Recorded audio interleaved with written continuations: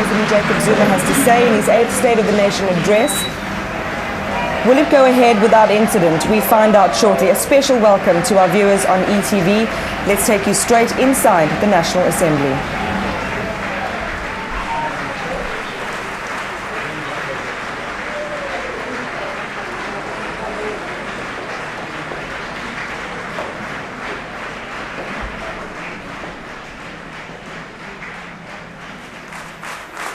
The Speaker of the National Assembly, the Chairperson of the National Council of Provinces, the President of the Republic of South Africa. Our woman.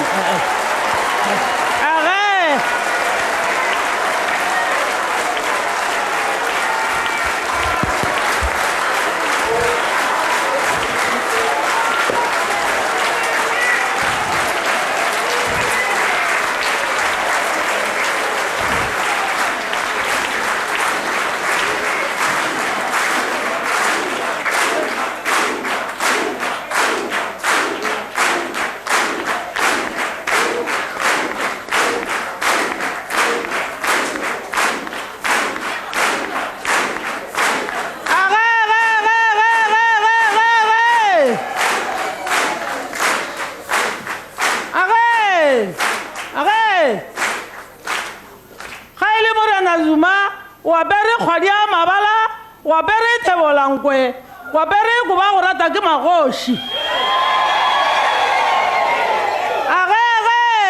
Age, Zuma mucholosi.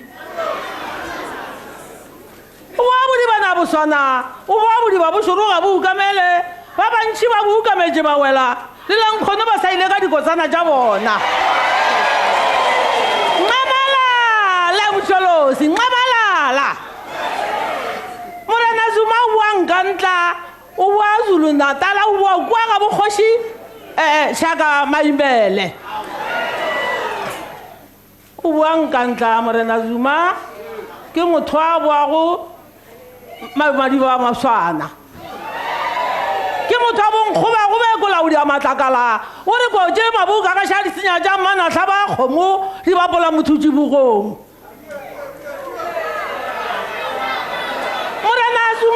urata ke mang urata ke nna khato a morula ke mmago letlabe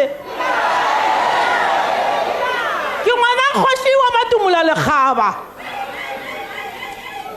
age konto go tla ka jore age o buangantla bare ngamalala mucholosi ngamalala age oh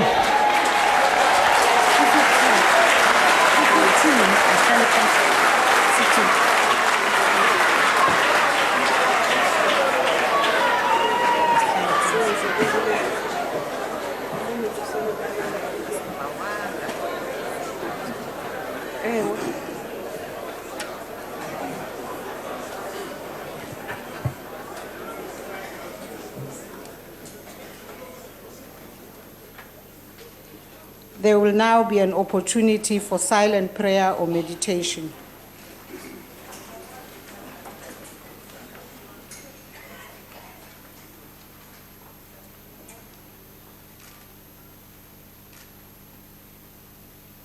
Please be seated.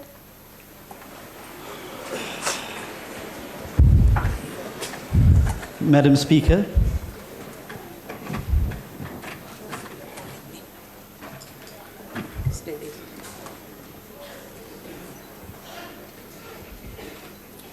yes, Honorable Madam Speaker, I rise on Rule of Order 14S to draw your attention to the fact, Madam Speaker, that the cell phone feed has been jammed. A device has been installed in the Assembly.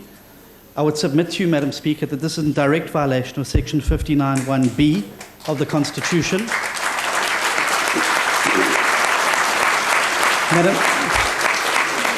Madam Speaker, it's also in violation of 16(1)(b) of the Constitution and the Bill of Rights, freedom to receive or impart information or ideas. Madam Speaker, the Democratic Alliance would like to request you to instruct whoever is responsible for this, because it was never discussed in Chief Whip's forum anyway, to please turn off that device and allow us to impart our ideas and our viewpoints as the Constitution, which was hard fought for, provides for. I request your ruling.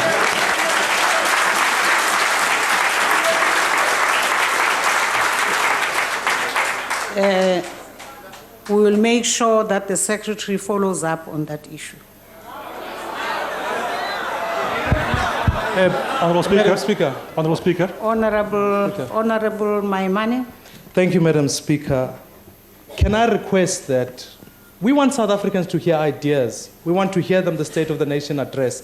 We simply cannot proceed unless we disconnect that blocking device. We want to allow, if you rule, Madam Speaker, that we must proceed with that blocking device on, we will challenge that ruling in Parliament, and if it needs be, we will take this Parliament to court, because that's unacceptable, Madam Speaker.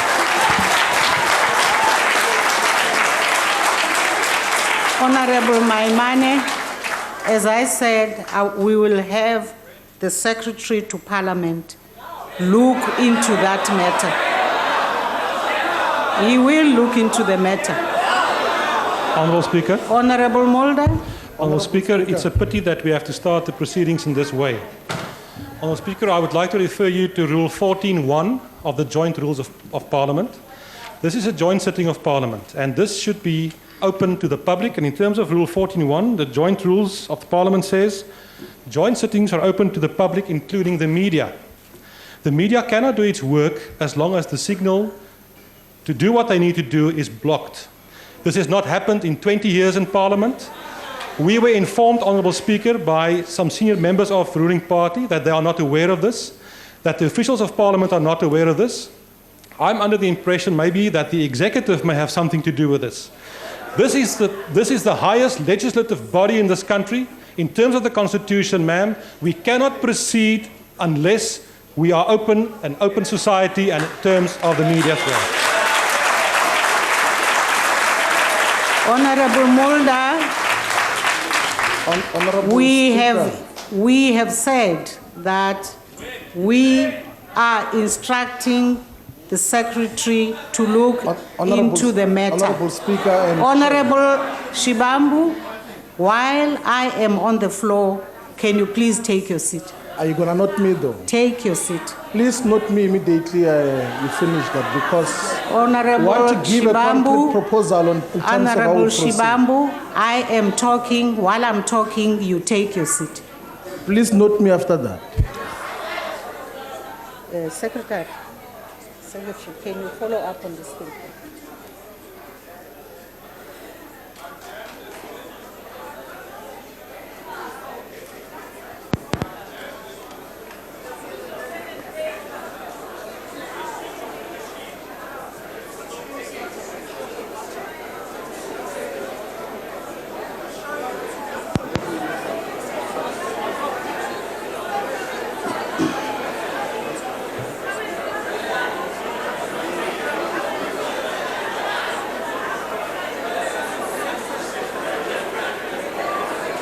Honourable Speaker, noting that now you're not talking, may I please be allowed to talk and propose that we agenda house until we have dealt with this situation, and then we can be able to come back and continue under tolerable conditions, not under the current circumstances. I've made a proposal, Speaker, and Chair of the NCOP.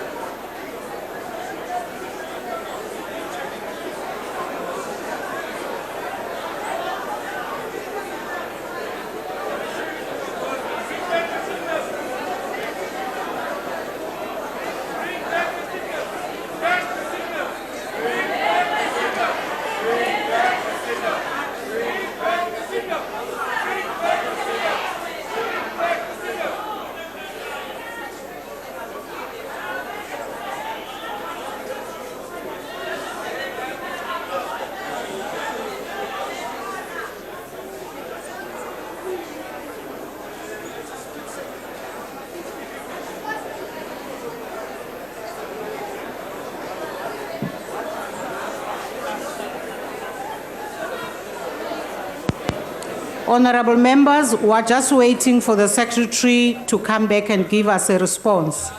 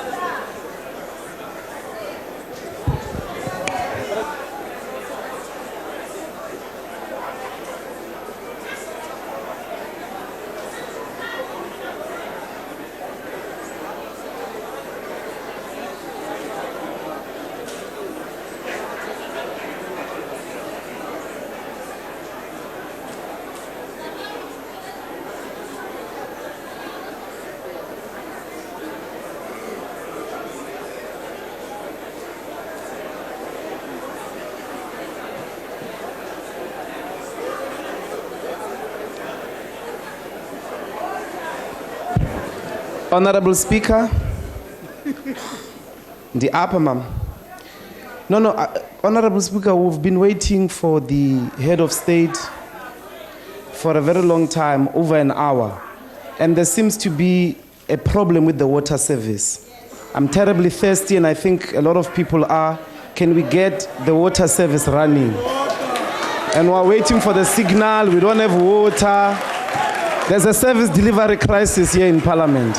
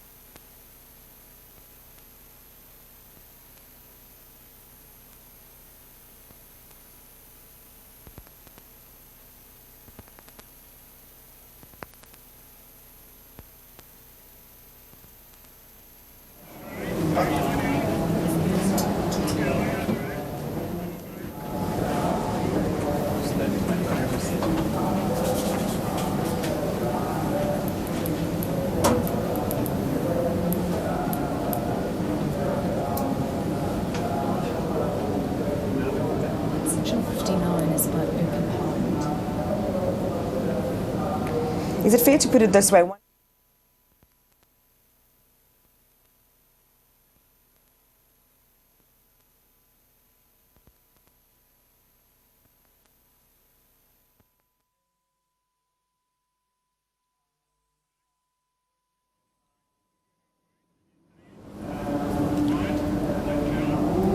So what we're seeing here is a break in proceedings while an official of Parliament goes and tries to find out exactly what's going on here with the cell phone jamming.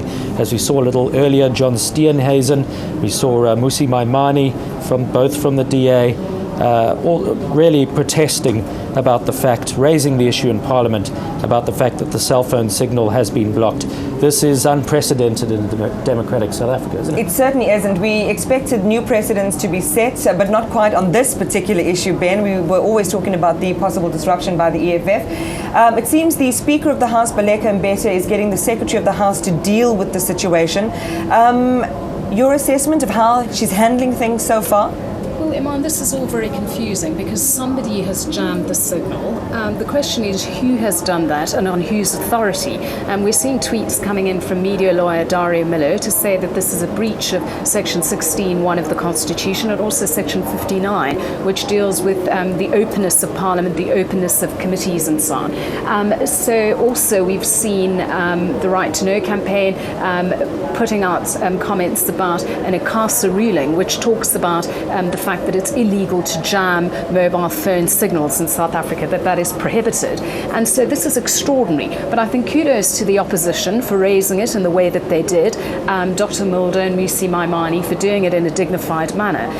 The Speaker clearly tried to kick for touch, because what she was saying was the Secretary will deal with it. But of course that's not acceptable, because the Secretary might deal with it at 8 p.m. tonight. So it was important that Parliament actually break its proceedings to deal with this. We cannot continue unless there is signal and there's feed. This is a breach of citizens' rights to information, and quite frankly, somebody needs to be held to account for this.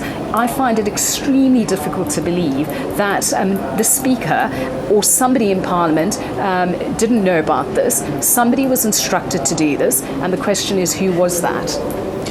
And I think we should really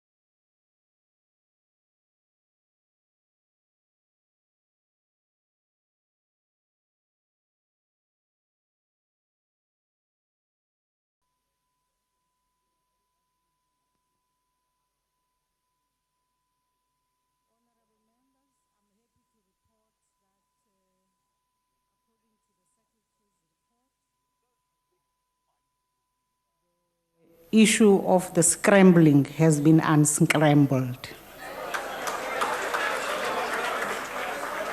Secondly, the water is coming. Honourable Speaker. Honourable Mulder.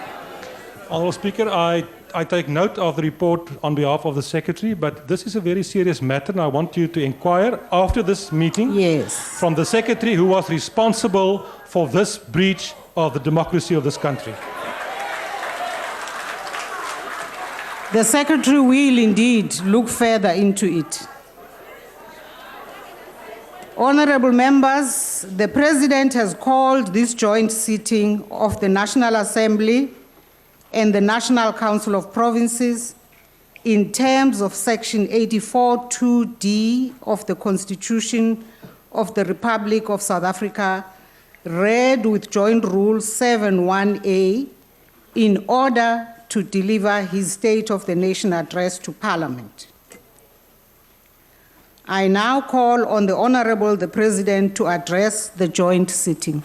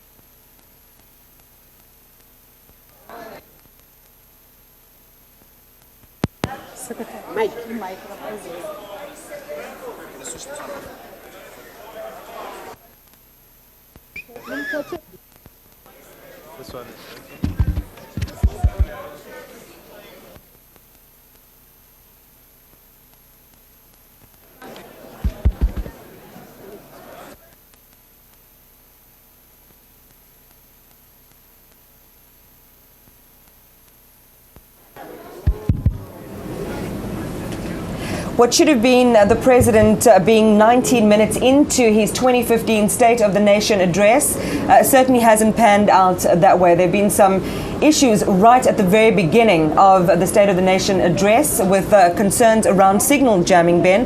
We understand that the cell phone signals are now back, but our audio signal from Parliament, the audio feed to us, seems to be intermittent. Yeah, I mean, after all this, it seems that technology in terms of Parliament's audio feed is letting them down. Are we? How much of the president's address are we going to hear at this point? We just don't know. It certainly seems like a lot of people, both inside and outside the House, are scratching their heads right now, doesn't it, Judith, as to what exactly is going on here? Is this a setup to say that there are audio problems so that if something goes down, there would be, that there were problems right from the very start, or not? I find this is an extraordinary moment. I think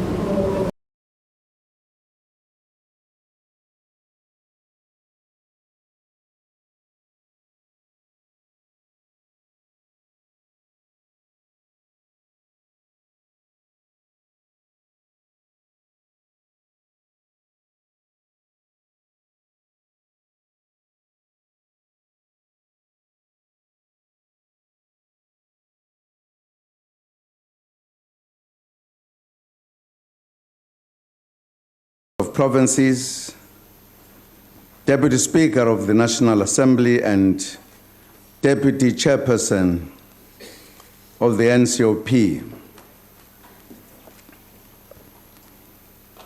Deputy President Cyril Ramaphosa, former President Thabo Mbeki, former President F.W. de Klerk, Chief Justice Mogoeng, and all esteemed members of the judiciary, the Vice President of the Pan-African Parliament, His Excellency Mr. Roger Kondo Dang, the Speaker of the National Assembly of the United Republic of Tanzania, and Chairperson of SADC, Parliamentary Forum, the Honorable Anne Makinda, Ministers and Deputy Ministers, Premiers and Speakers of Provincial Legislatures, Chairperson of SALGA, the heads of Chapter 9 institutions, Chairperson of the National House of Traditional Leaders, the former Speaker of the National Assembly, Dr. Freni Chinwala, Their Majesties, Kgosi Keru Molatlege, King Tony Peter Mpepu Ramapulana, Kumkani Mpendulo Zalonke Sitau, invited guests, members of the Diplomatic Corps, honorable members, fellow South Africans. Good evening, Sanbonani, Molweni, Riperile, Dumelang, Lochani, Khwenand, Dimategwana.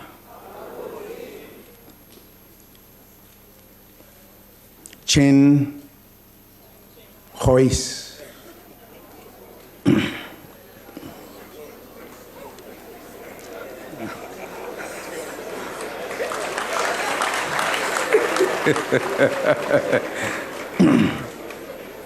It's not Chinese, it's a South African language.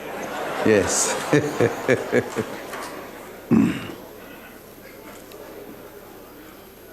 Madam Speaker, Madam Chairperson of the NCOP, I would like to thank yourselves, the presiding officers, for the opportunity to address the nation this evening. The year 2015 marks 60 years of a historic moment in our history, when South Africans from all walks of life adopted the Freedom Charter in 1955 in Cape Madam Town, Speaker. Soweto. They Madam Speaker. declared, amongst others, that Madam South Speaker, Africa I belongs rise to on a all who point live of, in it, a question of privilege. black and white, and that no government can justly Madam claim Speaker, authority I rise in terms of unless Rule it is 14C. based Can The I be Honorable on the will President, of all the Honorable people. President, I'm sorry to interrupt your speech. If the President would not mind just taking a seat so we can listen Thank to you. this honorable member's point of order. Thank you. Madam Speaker, I rise in terms of Rule 14C of the Joint Rules of Parliament 6th edition, the Parliament of the Republic of South Africa, on a question of privilege. May I proceed? May we ask the President as to when he is going to pay the money in terms of what the public protector has said? That's the question of privilege. Would like to. And accordingly, since he has not been answering question, we hope today he shall answer that question. I thank you. I would like to remind you, honorable member, that a point of order must relate to a point of procedure concerning the current proceedings. As you know, today's sitting is convened for a specific purpose. That purpose is for the President to deliver his annual address to Parliament. Members will have an opportunity to debate and respond to the address by the President at the sittings scheduled for next week, including raising any related matters. So this is not a question session. The Honorable, the President can resume. Madam Speaker, I rose on a question of privilege, not a point of order, but of both. So the issue of point of order, you have addressed it, Madam Speaker. The issue of the question of privilege, can the question be answered, Madam Speaker, or be told that it is in the speech that he is going to tell us when is the money being paid by EFT, cash, or e-wallet? Thank you. Honorable members should be aware that each house has a procedure for asking of questions to the executive. This joint sitting cannot be turned into a question session. The President will be answering questions in the National Assembly on the 11th of March, as we've all been informed, and in the National Council of Provinces, questions to the President are provisionally scheduled for the 18th of March. Before then, members can always ask questions for written reply. That opportunity is available to members on a weekly basis. Members should use those platforms for questions. This is in addition to the interaction that will happen next week on the President's address. It is important that this sitting focuses on the business of the day, and that is for the President to deliver the State of the Nation address. Yes. Madam Speaker, I rise on Rule 14, Section C and L, on joint sitting of rules on point of order. We are of a view that the question deserves an adequate response. And we call upon this House to apply its collective memory to recall that the President has evaded to come and answer questions, not once, not twice, but more than 3 occasions. We're entitled to get answers to questions put before the President. And we insist that these questions, as we raise them, should be answered today. Honorable members, I'm being patient with you by actually listening to your points in spite of the fact that I've explained that this is not the occasion for questions or points, whether of order or of privilege. This is a specifically called sitting for the President to deliver his State of the Nation address. I again insist and appeal to members to allow this House to proceed with the business of the day. Honorable Speaker, I am rising in terms of Rule 14C of the Joint Rules of Parliament on a question of privilege. Honorable Speaker, it is the privilege of this House and the privilege of the nation at large to be provided with adequate answers on the issues that have been raised previously. Thank you, Honorable Speaker.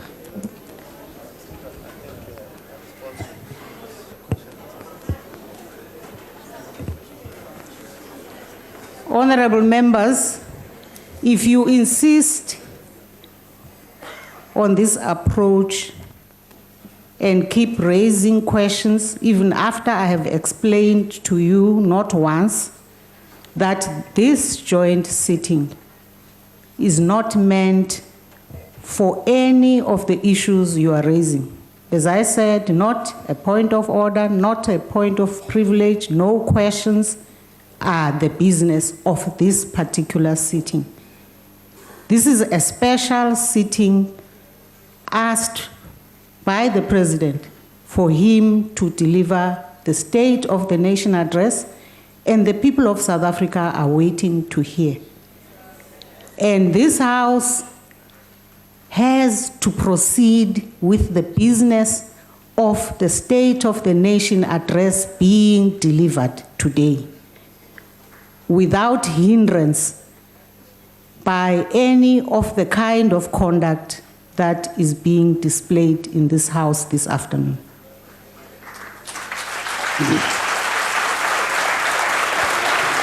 Honorable Speaker. Honorable Malema, I don't think you are going to raise anything that is not covered by what I have said. You are making a mistake because you are reading my mind. Honorable Malema. Allow me to speak. Honorable Malema. Please, Speaker, can I speak? Because on what? On the same points that members are raising, you are not doing me any favor, and none of these people who are howling are doing me any favor. It is within my right to speak as a member of this House and remind you that it is incorrect of you to want to suggest that when the President speaks, you suspend the rules. The rules are not suspended, and the rules must apply even when the President speaks. And you have not answered the question of Dr. Vauda. Stop treating people as a group, treat them as individual members of this House and respond to them as individual members. The individual member that spoke, you explain he sat down. The other one spoke, you explain he sat down. When Vauda's turn comes, you say, I've responded to you, and you are insisting, and he was speaking for the first time. Stop treating people as a group. We're speaking as individual members. We want the president to answer a simple question. When is he paying the money as directed by the public protector? That's all we're asking. Honorable Malema, you are not raising anything new. And what you are saying is still the same thing I've responded to, I've explained, and I've patiently been asking you, honorable members, to allow this House to proceed with the business of the day. And the business of the day is that the president will deliver the State of the Nation address. And I am not allowing any other member to raise any other point of order. I am not allowing you, honorable members, because I have explained to you that you are actually abusing. Which rule are you using, Honorable Speaker? Which rule are you using to deny members to raise a point of order? They are protected by the rules. I am now. You cannot be emotional about it. Honorable Point us the rule which gives you powers to deny us point of Honorable orders. Malema, I now have to ask that you leave the chamber. Honorable Speaker. I ask that, Honorable Malema, you leave the chamber because it's clear that you are not prepared to cooperate with us. Honorable Speaker, can you please assist us in terms of the rules of the joint... Honorable Shibambu, I have now what rule to ask you also to leave the chamber. I'm still asking a question. On a point of order. I'm still asking on a point of order. Honorable members, asking a question. Honorable members of the EFF, I have ruled on the matter and I am now asking you to leave the chamber. On a point of order, Honorable Chairperson. On a point of order. On a point of order. You have come here to disrupt. Honorable Chairperson, I'm speaking. I'm asking you to recognize me in terms of a point of order. You told the country you will disrupt. No, we never said that. We have listened. We never said that. We said we are coming here to behave within the rules. Honorable Malema. We're not disrupting. Allow us to raise Honorable Malema, I'm rising on a point of order. I'm not going to leave, Chair. I'm rising on a point of order. If you are not leaving the chamber, I'm not working for you. I'm not here on your invitation. I'm elected to be here. You are assisted to leave the chamber. I'm not going to leave. I'm elected to be here. You will leave the chamber because the chamber is for the business of today. Exactly, we are doing the business of today. On a point of order, Chair. I will ask now on a point of the order. Sergeant at Arms to assist on a point of order, Malema to on a point of chamber. order. Honorable Speaker. On a point of order, Chair. Honorable Speaker. On a point of order. Honorable Speaker. On a point of order. Honorable Speaker, we don't care. On a point of order, Chairperson. It's a reputation of I'm rising on a point of order, Chair. Honorable Speaker, I now ask that the Sergeant at Arms, Honorable Usher of the Black Road, on a point of order, Chair. The Parliamentary Protection Services, on a point of order. On a point of order, Chairperson. On a point of order. My name is Honorable Mbuyiseni Ndlozi. I'm rising on a point of order. I'm a member in good standing of this honorable joint sitting. I'm rising on a point of order. Please recognize me.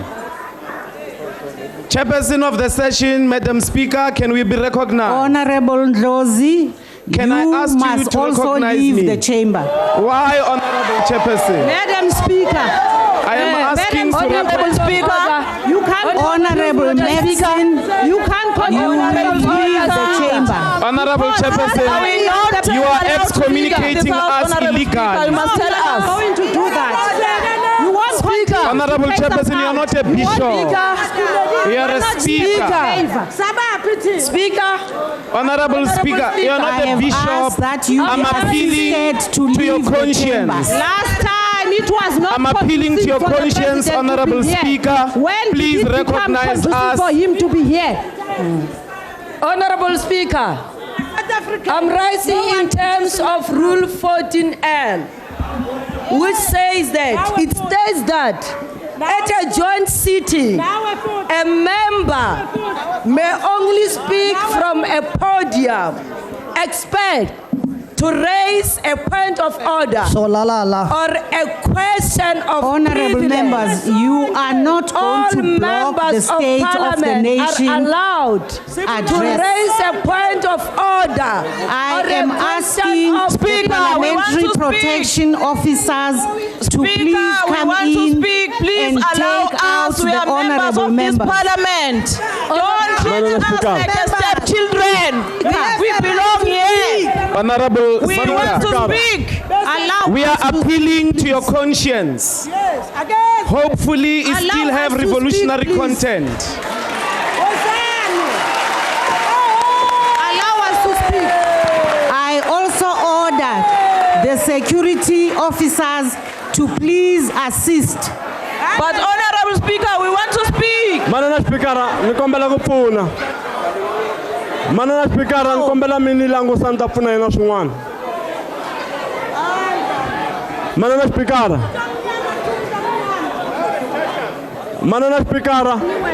Ujabulela umuntu omnyama ukuthi ashaya acindezele omunye umuntu omnyama. Mini langu sale ndifuna kupfuna swin'wana. Speaker, can I talk?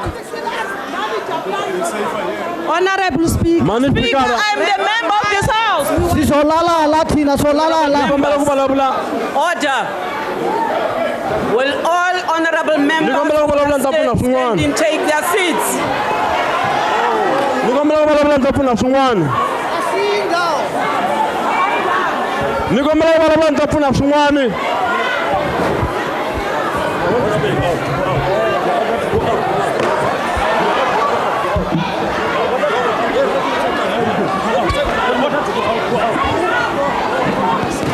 The security forces must come in terms of the Powers and Privileges Act.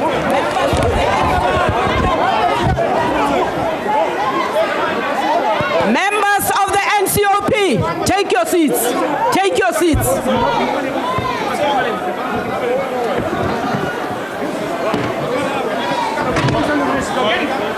Members of the NCOP, Honorable Dlamini, Honorable Dlamini,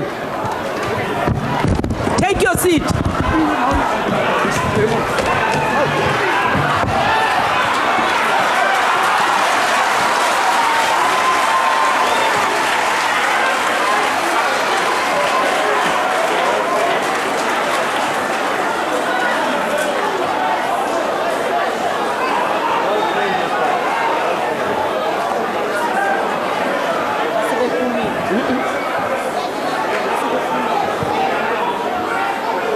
Honorable members,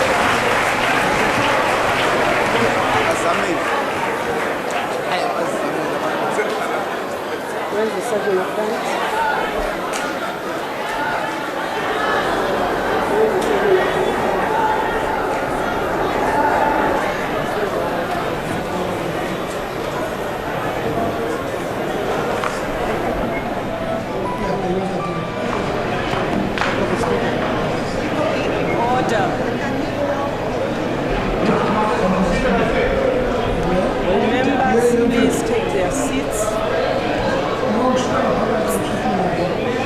Please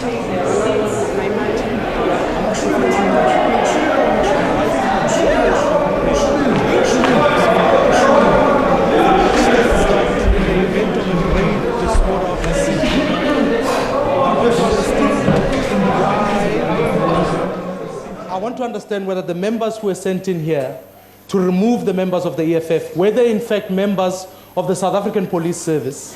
And if that be the case, can I request that in fact we cannot simply allow for police to be allowed to enter this chamber. It is a grave constitutional violation. We want to be here to get the State of the Nation address, but we cannot violate this constitution of the people of this country by allowing the police in this chamber. We can't accept that. I'd like clarity on that matter, Madam Speaker.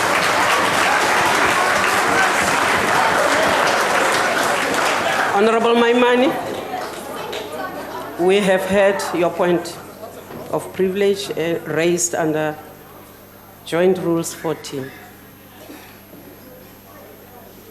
We have indeed repeatedly called members during a joint sitting to heed the call, to take their seat, to withdraw.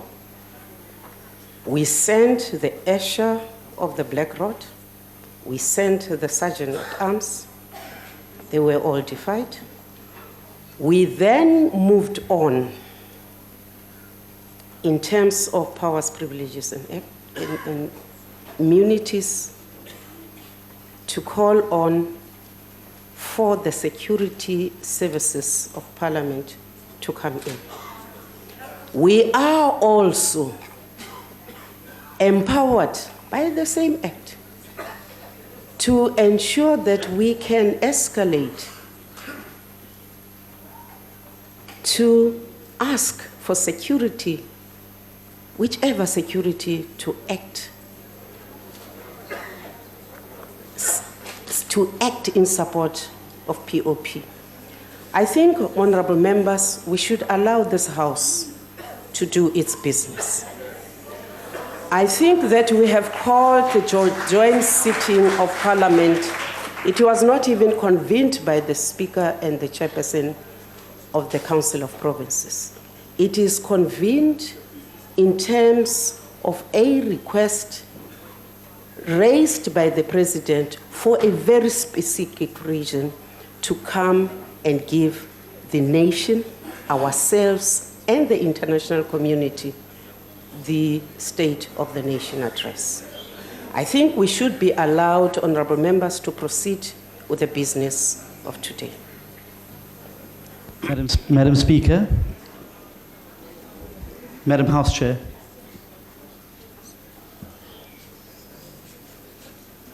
The Chairperson of the National Council of Provinces, not the House Chair. Madam, I apologize for the disrespect. The Chairperson of the National Council of Provinces. May I address you, ma'am?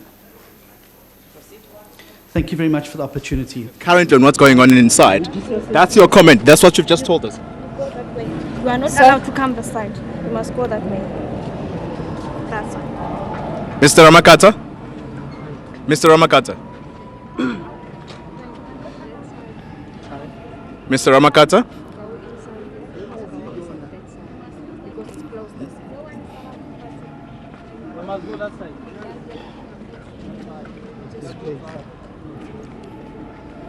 Mr. Ramakata, you've just told us that you don't support what's going on inside. It means that whatever is going on inside there, you actually do not support it. Was that your comment? Mr. Ramakata, won't you please give us a comment?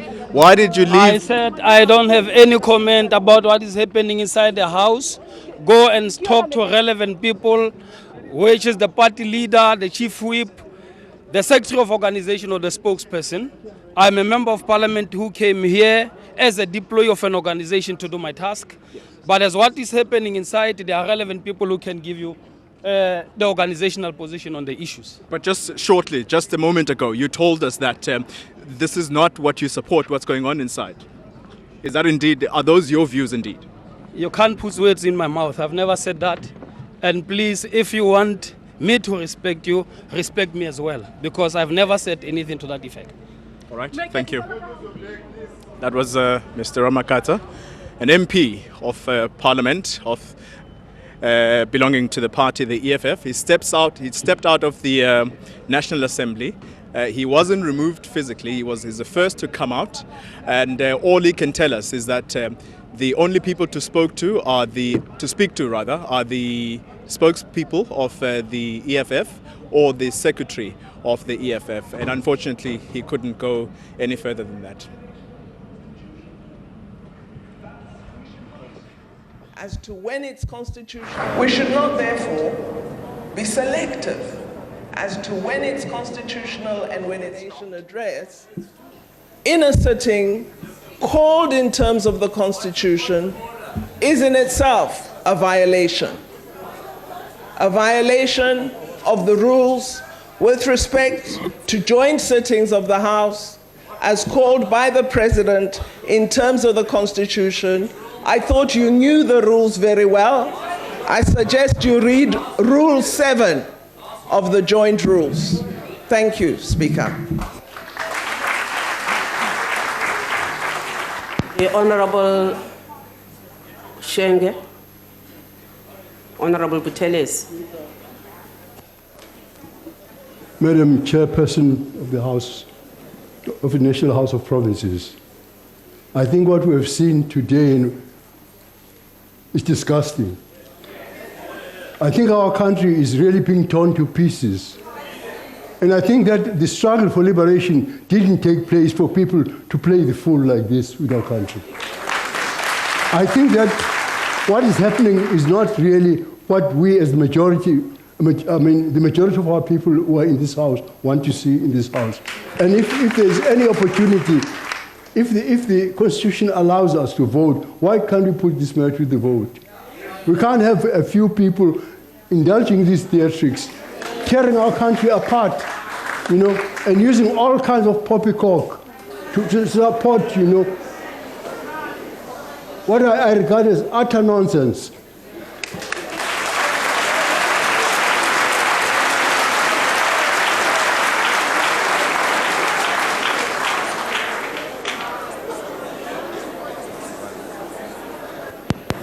Honorable members, it is understandable that we will react to what we have just witnessed. It is also understandable that when any incident like the ones we've just witnessed happens, that we will react. It is something which the rules of this parliament never anticipated would happen. It is something which the voters of South Africa did not anticipate. Therefore, let us agree that such incidents will not be allowed to happen again in our parliament. And let us then take lessons from what has happened today.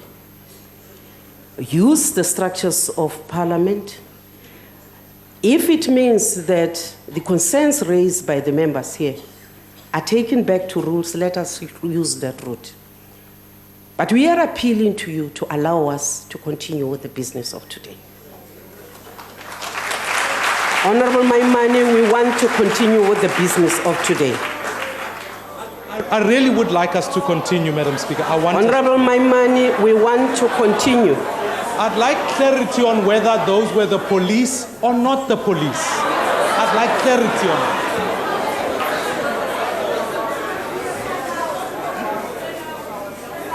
Honorable Maimane, use the structures that you know are available to you and let this House proceed with its business.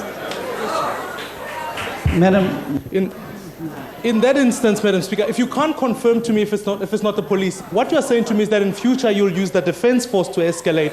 Can I ask that our party be left outside of the State of the Nation address, if I could request?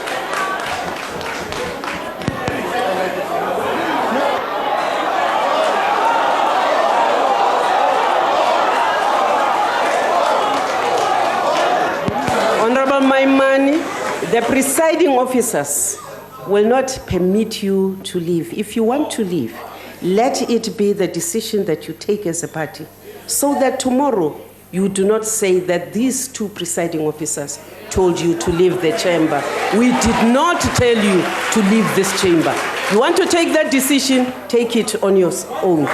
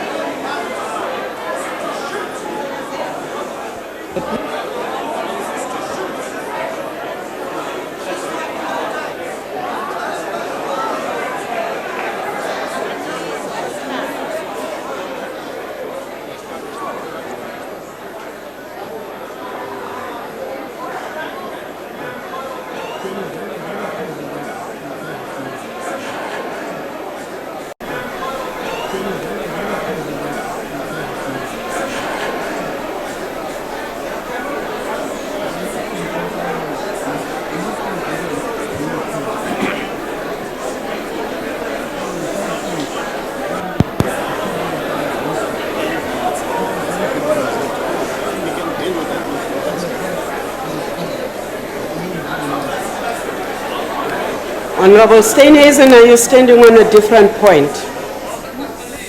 It's on 14S, Madam Chairperson of the National Council of Provinces. Madam Chairperson, we are calling attention to a point of privilege. It's not parliamentary convention for members of the South African Police Service to come onto the floor of this. Order, members. The Honourable Leader of the Opposition asked you a question, Madam House Chair, and it's a very simple answer. Were those members of the South African Police Service, or were they members of the Parliamentary Security? And it's an important question, because the Parliamentary Security Services report to the two of you and not to the Executive.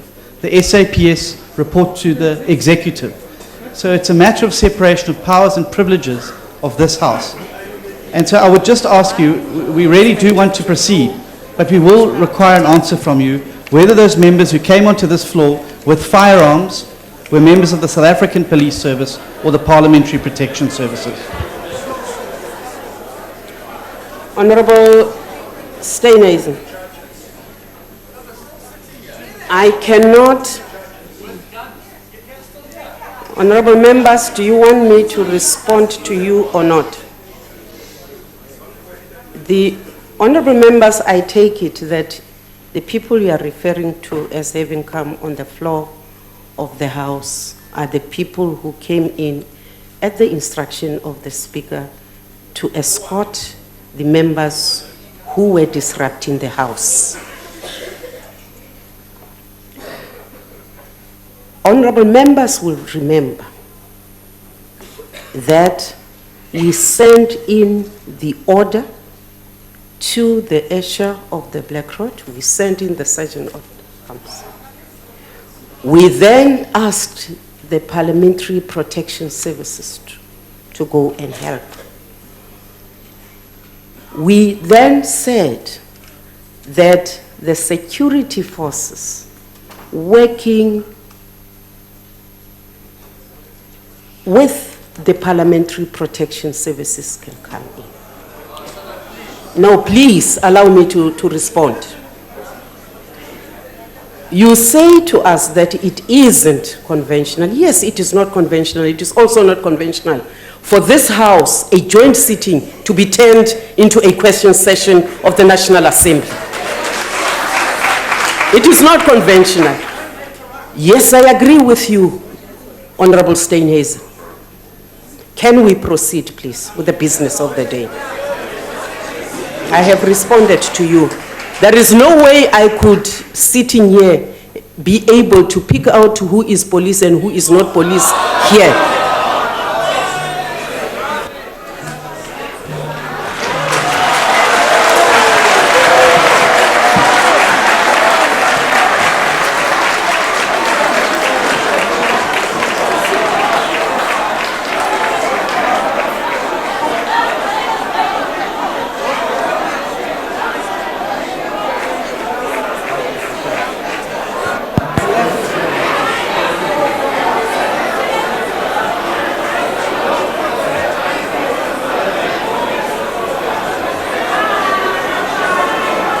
Order, members. Order.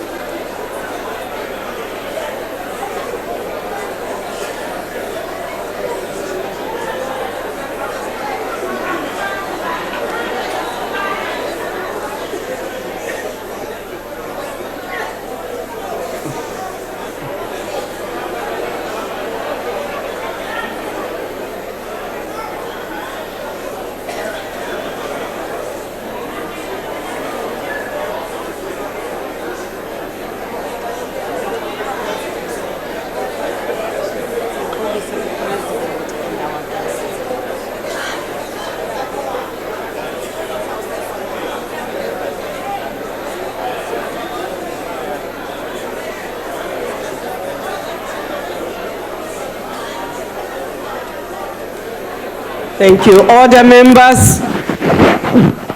Please close the door. Honorable members, the Speaker and I want to, first of all, give our apologies to the President. We apologize for what has happened in the House today. We also want to apologize to you members, to our guests in the gallery, to the country at large, and to everybody who has had to witness what has happened in this House today. We hope, as I said earlier, that out of bad lessons, some education will come and we will learn to do the things the right way.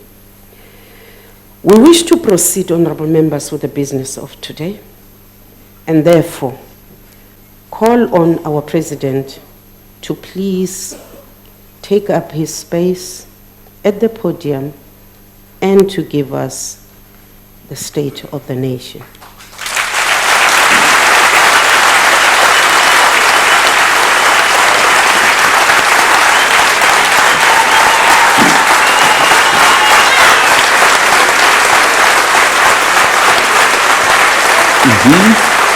Thank you very much. Let me start where I was interrupted from.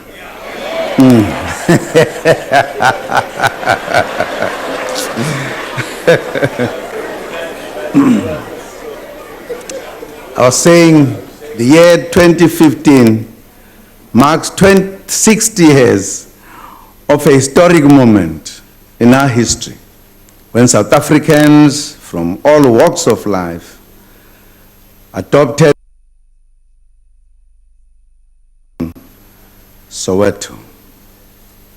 They declared, amongst other things, that South Africa belongs to all who live in it, black and white, and that no government can justly claim authority unless it is based on the will of all the people.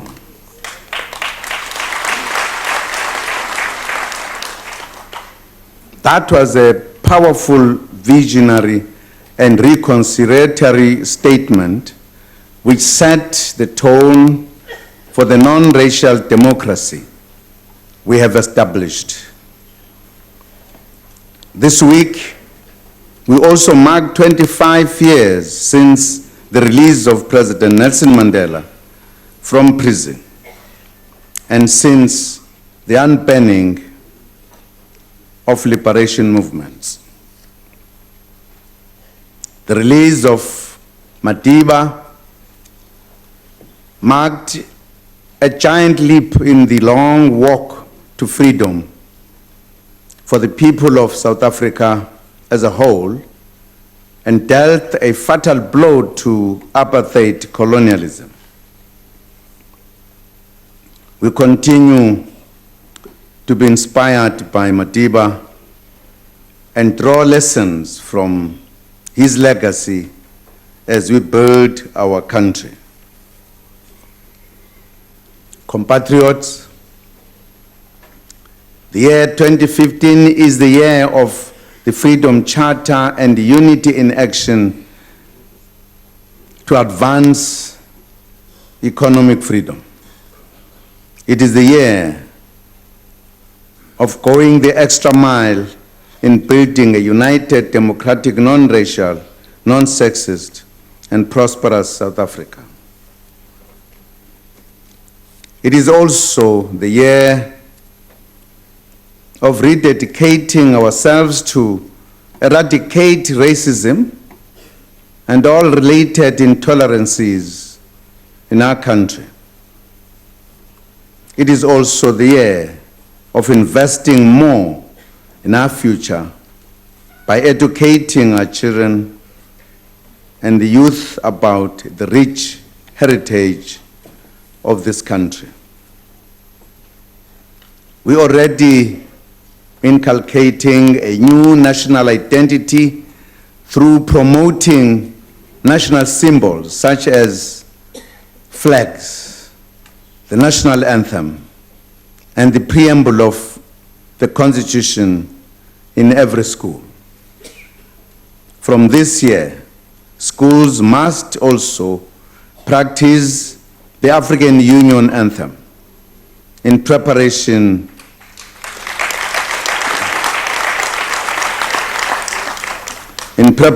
for the celebration of Africa Month in May, as we implement the African Union decision in this regard. Honorable members, distinguished guests, our youth is our future, and their success fills us with immense pride.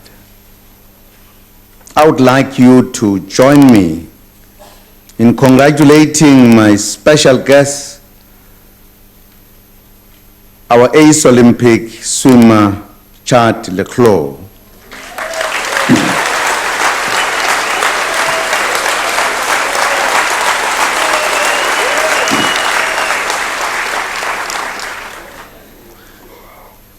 Chad received swimming's highest honor in December after he was crowned the world's best swimmer for 2014.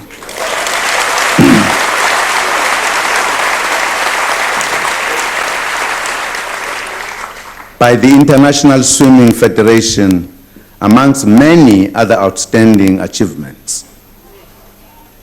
I'm also hosting 3 special girls from Moletsane High School in Soweto.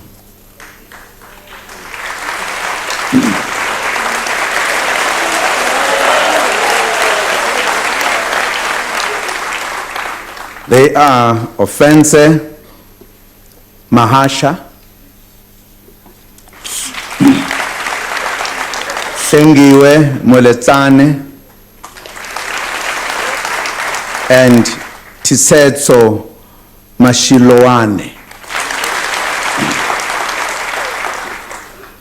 Offense and Sengiwe attended the last G20 summit in Australia and performed exceptionally well, making us truly proud.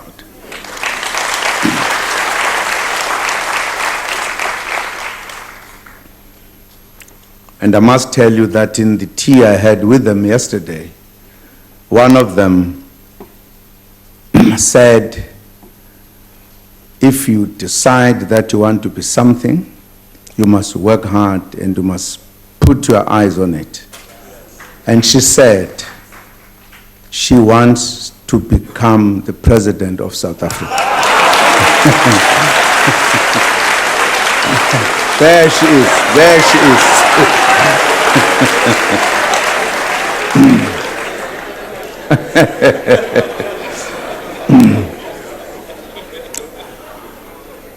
Allow me, Madam Speaker and Chairperson of the NCOP, to congratulate in absentia another star performer who has brought glory to our country, Miss World, Miss Ronelle Strauss.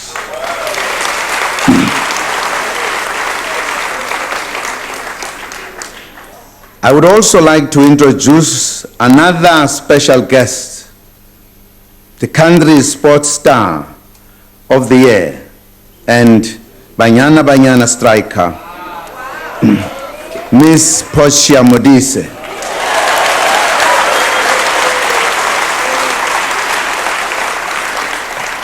Congratulations, Portia.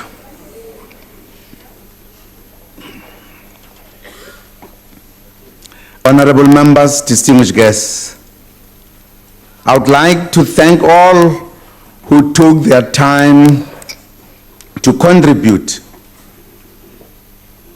to SONA 2015.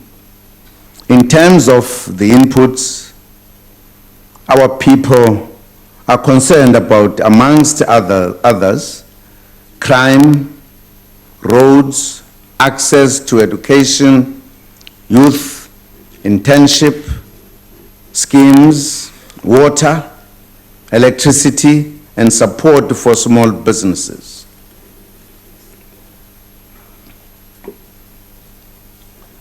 Contributions requiring feedback are being referred to government departments for action.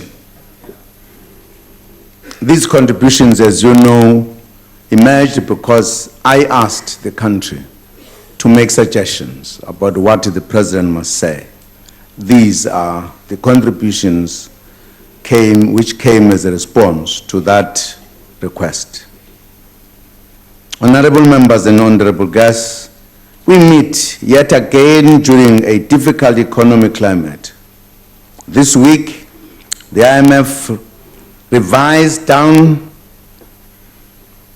to 3.5% the GDP growth forecast for global economic growth in 2015. Our ambition of achieving a growth target of 5% by 2019 is at risk because of the slow global growth as well as domestic constraints in energy, skills, transport and logistics, amongst others. However, the situation is more promising on the jobs front. 2 days ago, State South Africa released the employment figures for the last quarter of 2014. The report shows that there are now 15.3 million people who are employed in South Africa. Jobs grew by 203,000. Our investment in youth employment is also paying off. The employment tax incentive, which was introduced last year, directed mainly at the youth, is progressing very well.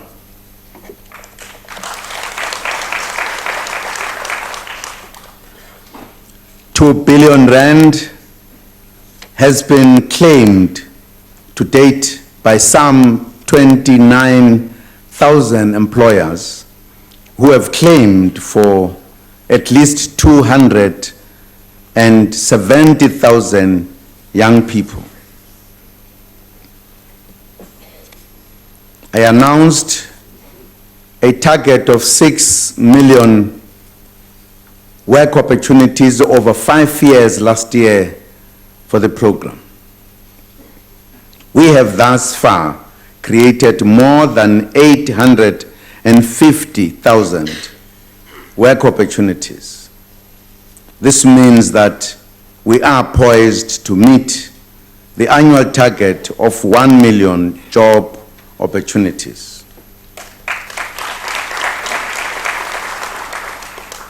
In addition, our environmental programs, such as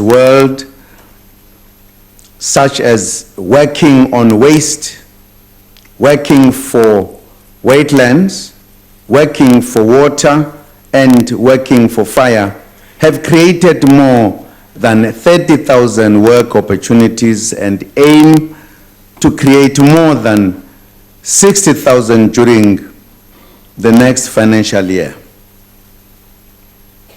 Compatriots, our economy needs a major push forward. We would like to share with you our 9-point plan to ignite growth and create jobs. These are: 1, resolving the energy challenge; 2, revitalizing agriculture and the agro-processing value chain; 3, advancing beneficiation or adding value to our mineral wealth; 4, more effective implementation of a higher impact industrial policy action plan; 5, encouraging private sector investment; 6, moderating workplace conflict; 7, unlocking the potential of SMMEs, cooperatives, township and rural enterprises. 8, state reform of boosting the role of state-owned companies, ICT, infrastructure or broadband rollout, water, sanitation, and transport infrastructure, as well as 9, Operation Pakisa, aimed at growing the ocean economy and other sectors. Compatriots, the country is currently experiencing serious energy constraints, which are an impediment to economic growth and is a major inconvenience to everyone in the country. Overcoming the challenge is uppermost in our program. We are doing everything we can to resolve the energy challenge. Bakwethu uhulumeni wenza konke okusemandleni akhe ukubhekana nesimo sokuncipha kukagesi ezweni. Siyazi ukuthi lesi isikhathi esinzima, kodwa sizodlula ngoba sinezindlela eziningi zokusebenza nokubhekana nalenkinga.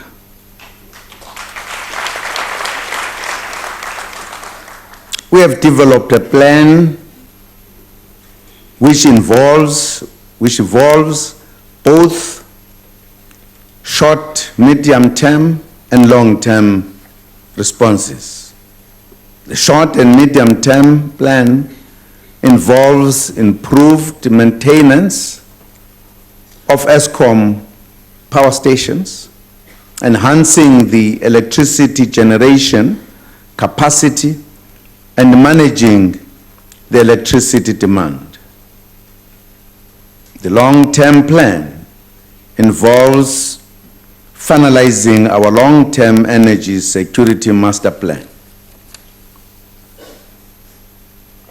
As a priority, we are going to stabilize ESCOM's finances to enable the utility to manage the current period. In this regard, government will honor its commitment to give ESCOM around 23 billion rand in the next fiscal year.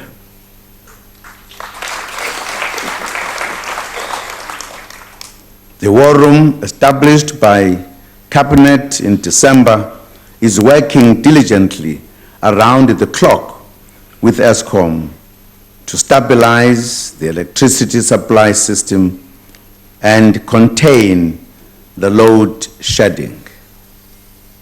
During this period, we have to work together to find solutions.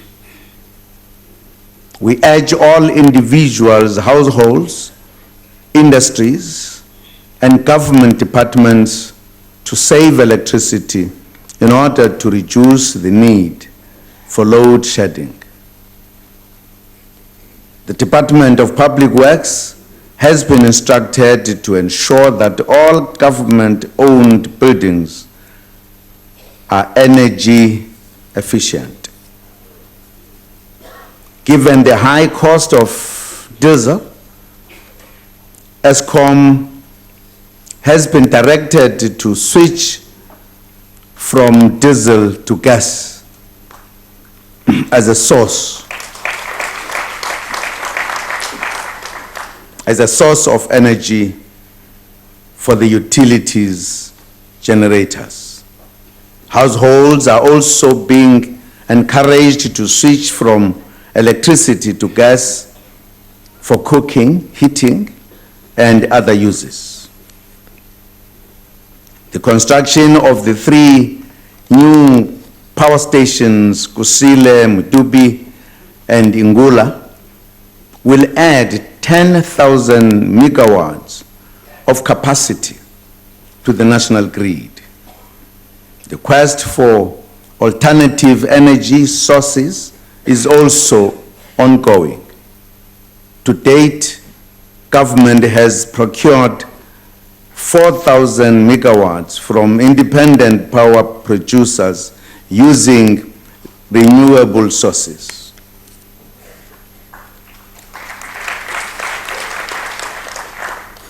The first 3 bid windows of the renewable energy procurement process attracted more than 140 billion rand from private investors. A total of 3,900 megawatts of renewable energy has also been sourced, with 32 projects with a capacity of just over 1,500 megawatts completed and connected to the grid. Eskom itself has completed the construction of the Sere Wind Farm, which is already delivering 100 megawatts to the grid, well ahead of its intended launch in March this year. Government also began procuring in December 2014 of 2,400 megawatts of new coal-fired power generation capacity from independent power producers. The procurement process for 2,200 megawatts of new gas-fired generation will commence in the first quarter of the new financial year. A total of 2,600 megawatts of hydroelectric capacity will be sourced from the SADC region. With regards to the long-term energy master plan, we will pursue gas, petroleum, nuclear, hydropower, and the other sources as part of the energy mix.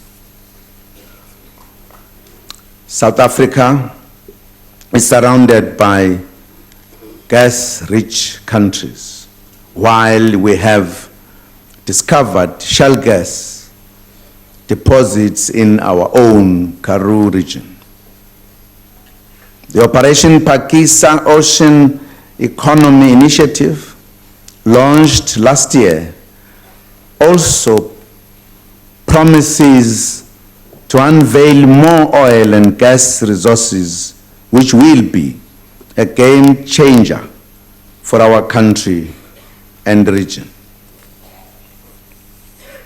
Government is also exploring the procurement of the 9,600 megawatts nuclear build program as approved in the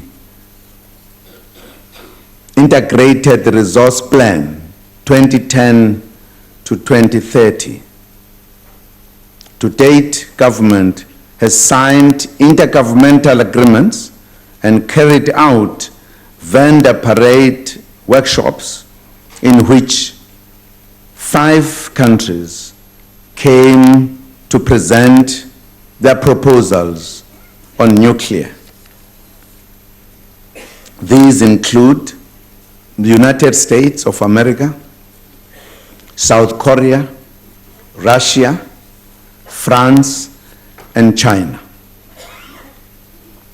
All these countries will be engaged in a fair, transparent, and competitive procurement process to select a strategic partner or partners to undertake the nuclear build program. Our target is to connect the first unit to the grid by 2023, just in time for ESCOM to retire part of its aging power plants. With regards to hydropower, the Grand Inga Hydroelectrical Project partnership with Democratic Republic of Congo will generate over 48,000 megawatts of clean hydroelectricity. South Africa will have access to over 15,000 megawatts.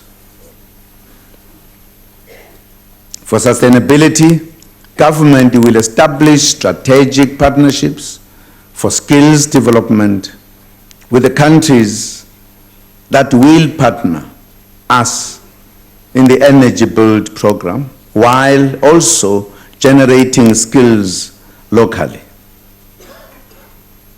Compatriots, there are still 3.4 million households in the country without electricity. In the June 2014 SONA, I announced that infrastructure support will be given to specific municipalities in the country. Funding has been provided for electrification to the following municipalities in the 2015 to 16 financial year. Amatole District Municipality, Umzenyati District Municipality, Alfred Nzo District Municipality, Lukanji Municipality, and OR Tambo District Municipality.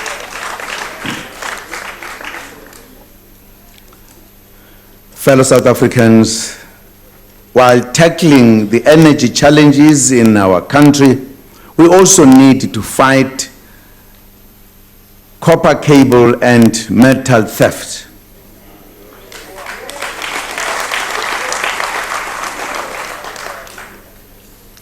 Government will introduce tougher measures to deal with this serious crime. Compatriots, during this year of the 60th anniversary of the Freedom Charter, land has become one of the most critical factors in achieving redress for the wrongs of the past. Last year, we reopened the second window of opportunity for the lodging of land claims. More than 36,000 land claims have been lodged nationally, and the cutoff date is 2019.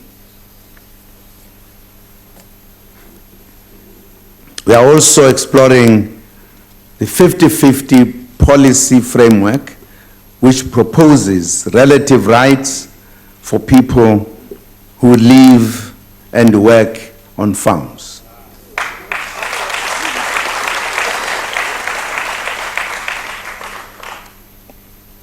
50 farming enterprises will be identified as pilot projects. In terms of our new proposed laws, a ceiling of land ownership will be set at a maximum of 12,000 hectares.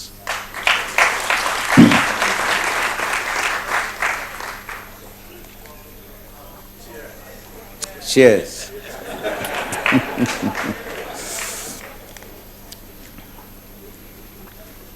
Foreign nationals will not be allowed to own land in South Africa.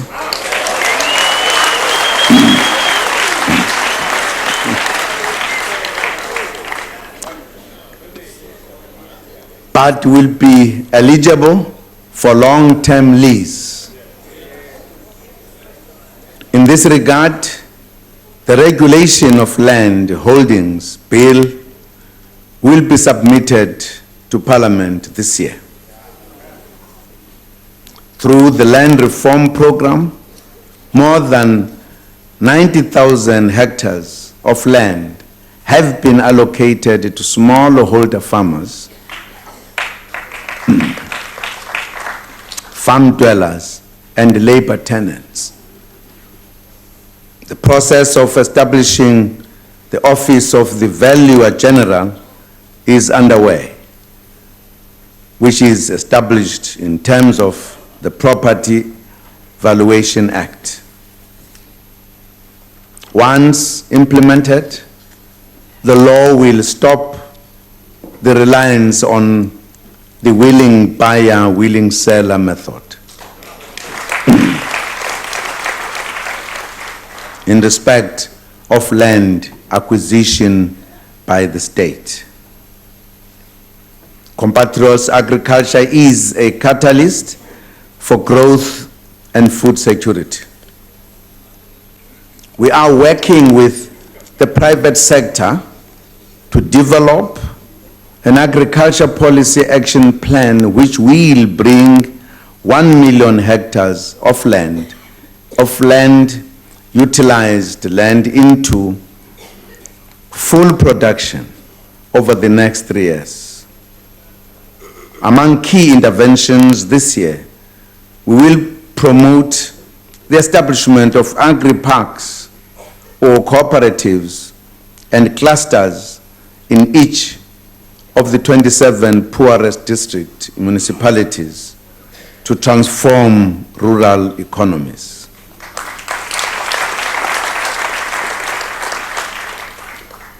An initial funding of 2 billion rand has been made available for the April Park initiative.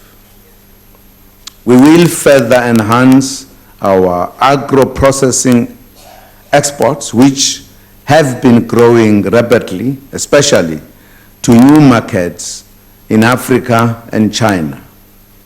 For an example, we have concluded agricultural trade protocols for the export of South African maize and apples to China.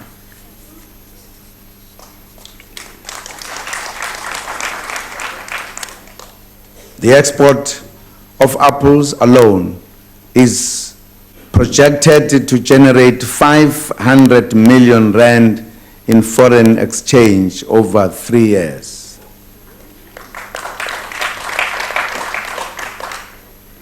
A good story to tell in agriculture.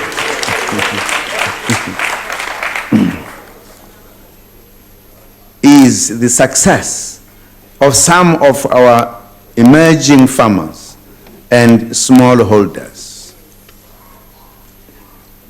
In the Vemba district municipality in Musina, the Limpopo government has supported the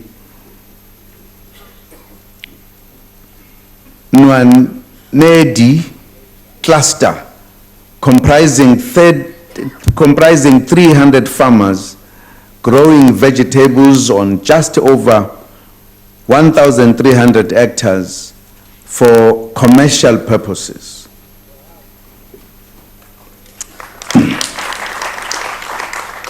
The cluster has already created more than 2,500 jobs, as vegetable farming is highly labor intensive.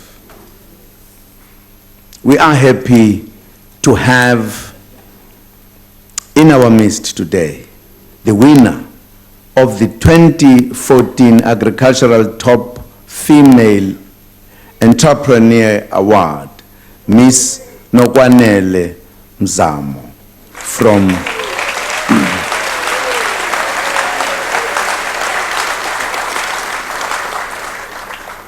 from Karut in the Eastern Cape.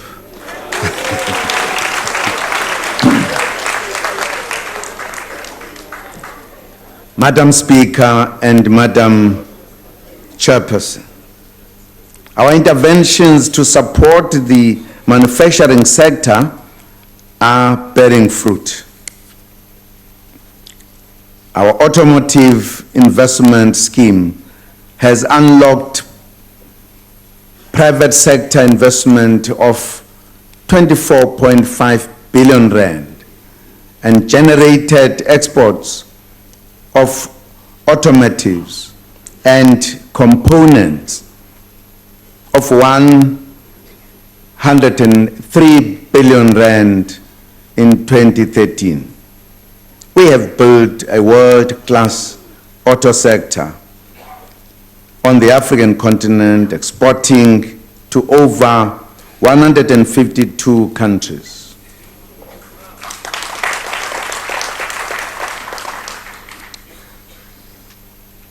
The leather and footwear sector has also grown to 60 million pairs of shoes, and exports grew by 18% with significant benefit to the balance of trade.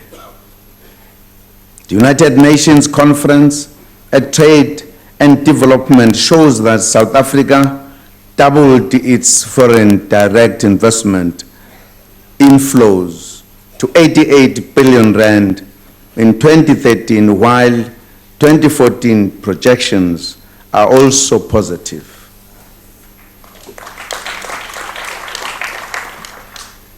The manufacturing sector was hit hard by the global financial crisis.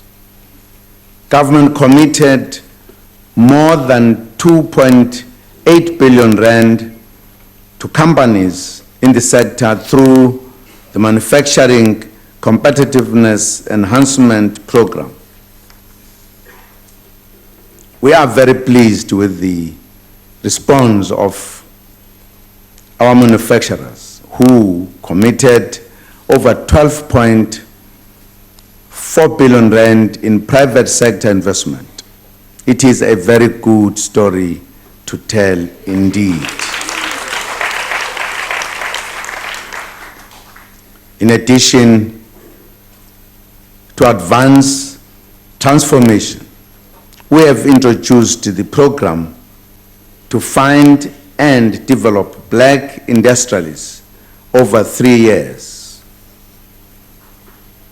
Compatriots, given such success in manufacturing, we are poised to make progress in our quest to ignite growth.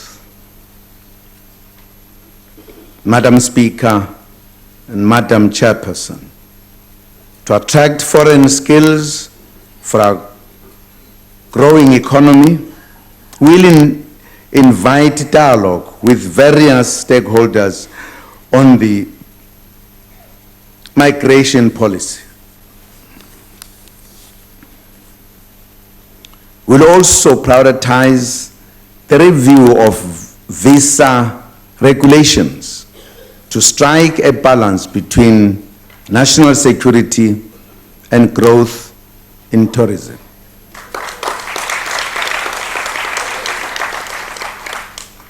Compatriots and friends, in the June 2014 SONA, I spoke about the need to stabilize the mining sector and to promote a stable labor environment.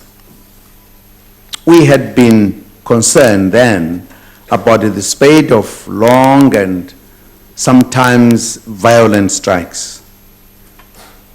The implementation of a number of programs under the Framework Agreement for a Sustainable Mining Industry has caused relative stability and optimism in the mining sector, which is the backbone of our economy.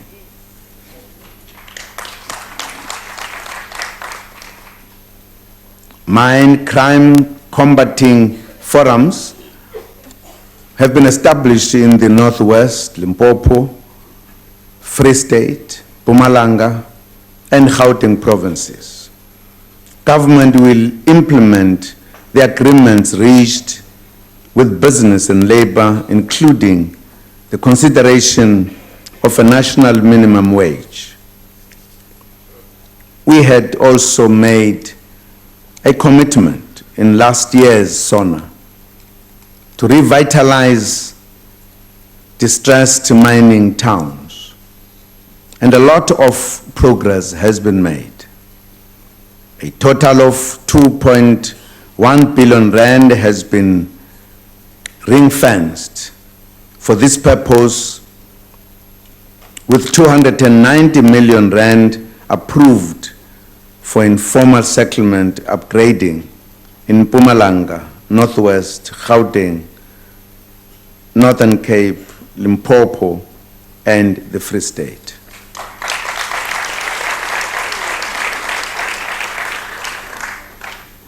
$133 informal settlements are being assessed or prepared for upgrading through the National Upgrading Support Program. 32 settlements are being upgraded and 87 housing projects are being implemented across the prioritized mining towns. Importantly, government, the mining sector, and the Banking Association of South Africa signed a social contract for the development of sustainable human settlements. Government also continues to provide social development support within mining communities. Other support includes technical expertise with regards to integrated development plans and the development of special economic zones.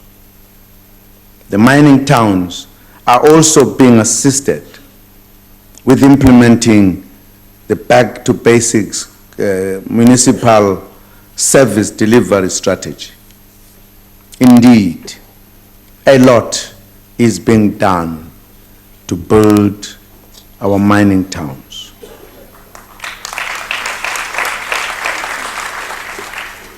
Government is also reviewing the compliance of mining companies with the 2014 mining charter targets. I referred the Mineral and Petroleum Resources Development Act back to Parliament to enable the correction of some constitutional shortcomings and other issues. Compatriots, responding to business requests, government has synchronized environmental impact assessment, water and mining rights applications, and has set a maximum of 300 days for all of these authorizations to be issued.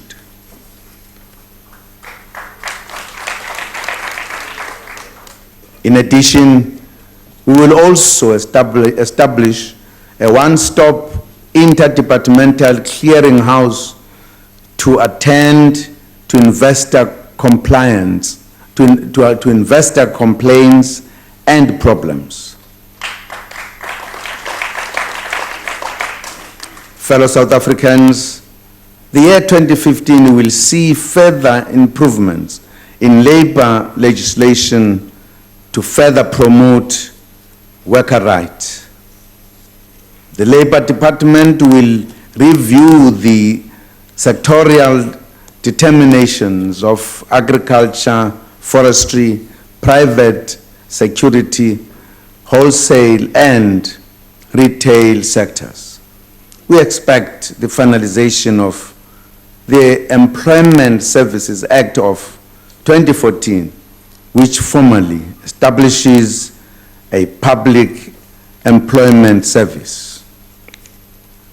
The legislation also formally regulates the practices of private employment agencies and temporarily employment services to prevent the abuse of unsuspecting work seekers. In addition, the Unemployment Insurance Act of 2001 will be amended to provide benefits to beneficiaries and include public servants in the application of the Act. Honorable members and honorable guests, small business is big business.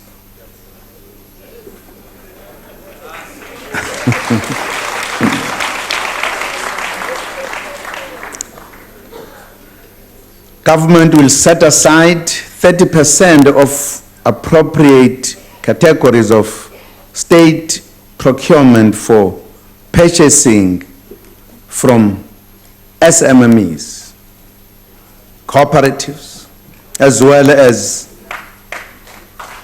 township and rural enterprises.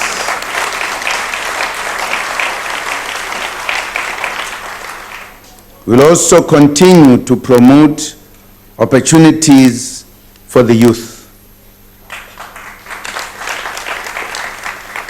The National Youth Development Agency has disbursed 25 million rand to 765 youth-owned micro enterprises in the last financial year nationally.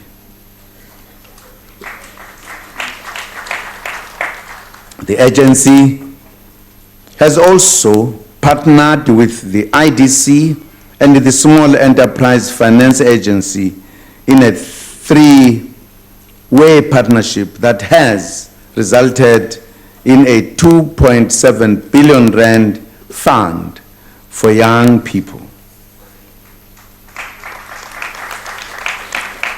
Compatriots, the year 2015 will mark the beginning of the first phase of broadband rollout. Government will connect offices in 8 district municipalities. These are Dr. Kenneth Kaunda in Northwest, Gerrit Sibande in Mpumalanga, O.R. Tambo in the Eastern Cape, Pixley Kaseme in the Northern Cape, Thabo Mfusanyana in the Free State, Umgungundlovu and Umzinyati in KwaZulu-Natal, and Vembe in Limpopo. Government has also decided to designate Telkom as the lead agency to assist with broadband rollout. As part of the further igniting growth through supporting state-owned companies, processes are underway to implement a 90-day turnaround strategy aimed at stabilizing the finances of South African Airways.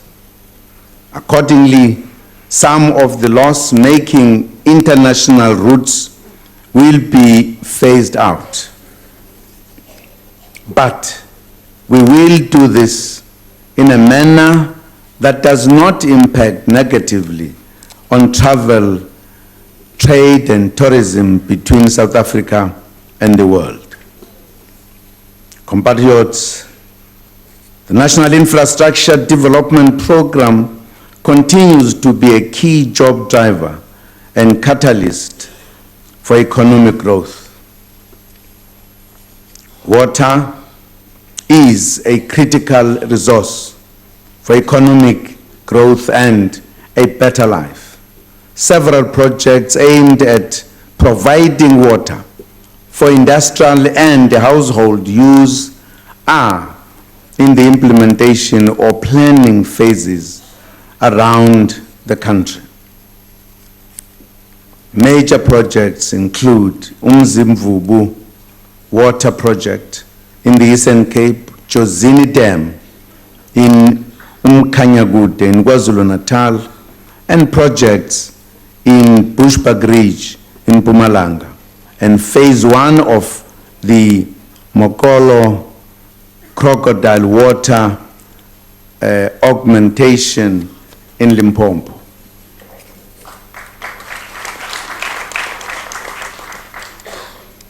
Progress is being made to improve the water supply to areas that had been affected by shortages, such as Makana District Municipality in the Eastern Cape,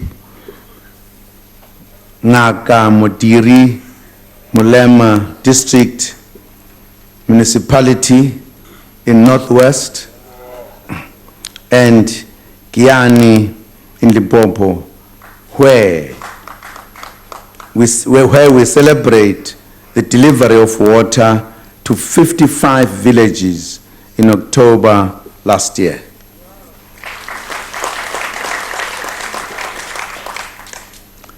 Let me, Honorable Speaker and Chairperson of the NCOP, urge all in the country to conserve water. Every drop counts. The country loses even billion rand a year to water. The country loses 7 billion rand a year to water losses. To mitigate this challenge, government through the Department of Water and Sanitation will train 15,000 artisans or plumbers who will fix leaking taps in their local communities.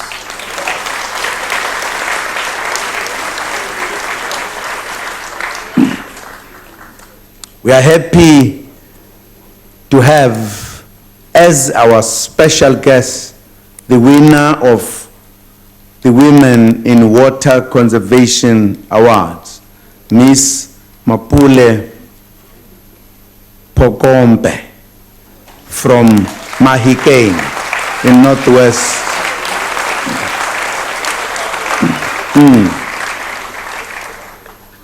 She helped me to explain why Mafikeng is now called Mahikeng. I now know. The infrastructure program continues to expand transport networks and to improve roads, which augurs well for economic growth. The Department of Transport will spend about 9 billion rand on the provincial roads maintenance grant or the Sehamba Sonke program, and 11 billion rand on upgrading and maintaining roads which are not tolled. Over 6 billion rand will be spent in 13 cities on planning, building and operating integrated public transport networks during this financial year. We will also continue to improve the infrastructure in schools and higher education institutions to create a conducive environment for learning and teaching. Through the Accelerated School Infrastructure Delivery Initiative, which is part of the National Infrastructure Plan, 92 new schools have been completed to date and 108 are under construction.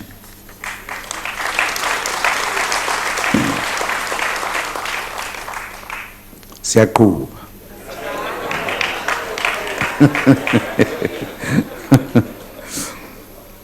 About 342 schools have received water for the first time.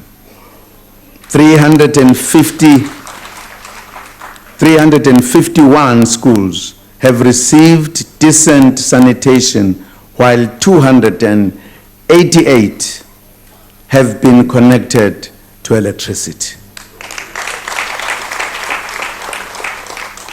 Siyakuba. Siyasebenza. We are a nation at work.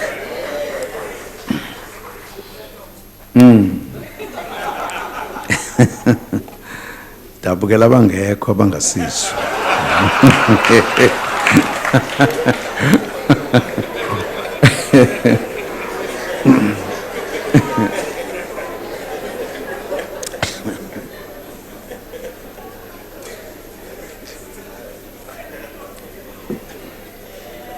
Shares.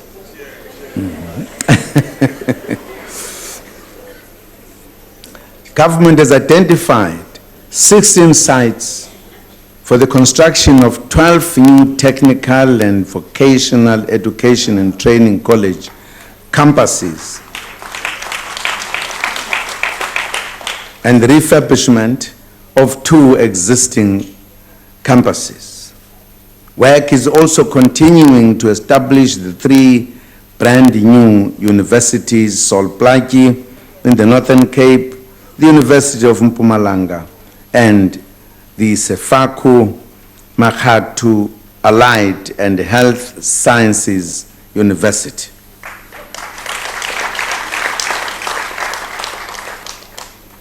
Honorable members, we continue to deliver houses to our people. By 30 September 2014, a total number of more than 50,000 houses were delivered in the subsidy and affordable housing segments. Government will also provide 5,000 housing opportunities for military veterans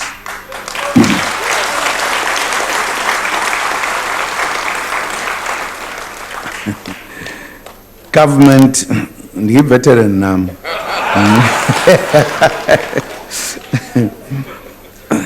Government will also work to eradicate the backlog of title deeds for pre- and post-1994 housing stock.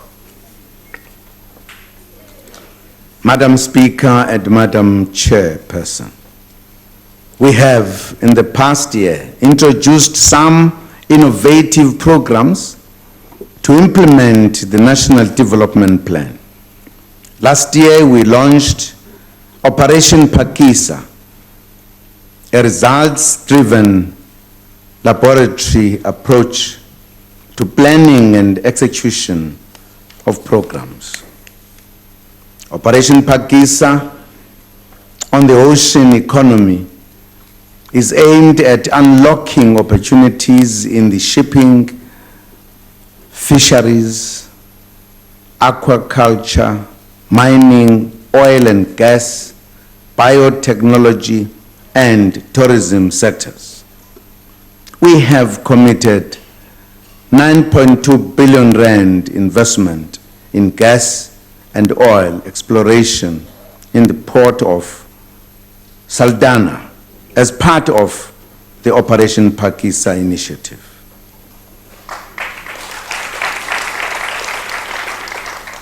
Operation Pakisa on scaling up the Ideal Clinic initiative is aimed at promoting efficiency, effectiveness, and professionalism in clinics.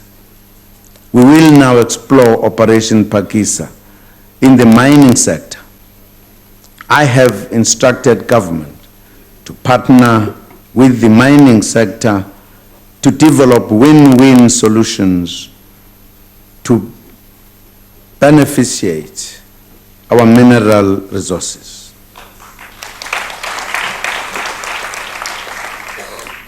Patriots and friends, over the past 5 years, government has scored significant gains in healthcare. This year, we are going to launch a massive program to turn the tide against tuberculosis, TB, with a special focus on 3 communities: offenders at correctional services, facilities, mine workers, and communities in mining towns.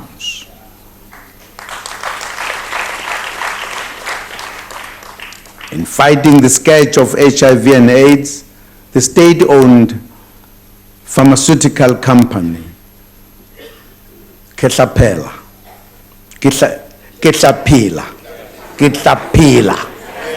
yeah, Ketlapela.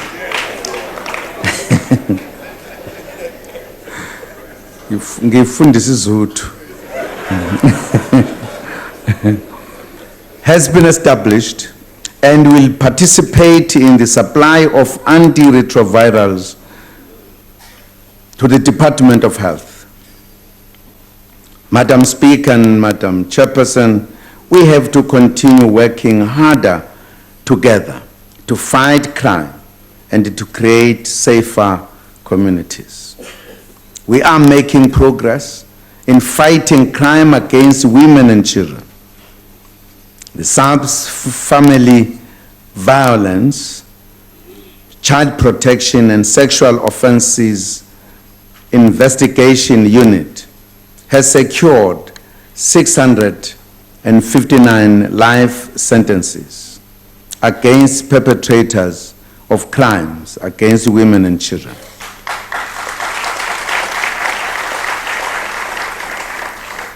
We are democratic. We are a democratic state and recognize the community's right to protest.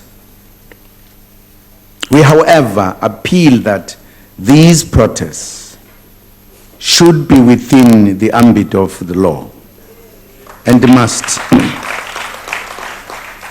be peaceful as stated in the Constitution.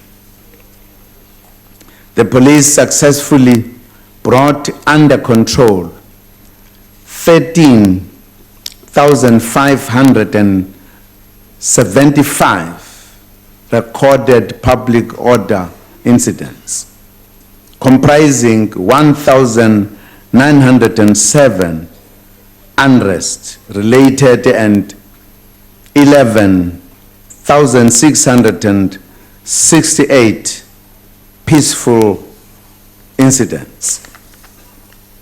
The fight against corruption continues to be taken forward by the Anti-Corruption Interministerial Committee. Government has in place 7 anti-corruption institutions and 17 pieces of legislation which are intended to combat corruption. This demonstrates a concerted effort by government to break the back of this scourge in the country.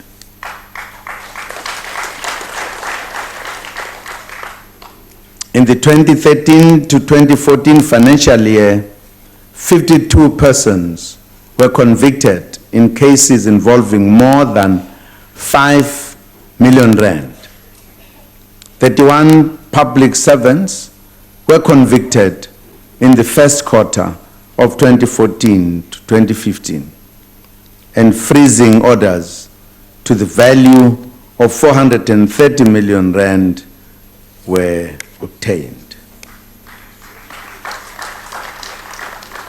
To prevent corruption and promote ethical governance, in December, I signed into law the Public Administration and Management Act which, amongst others, prohibits public servants from doing business with the state.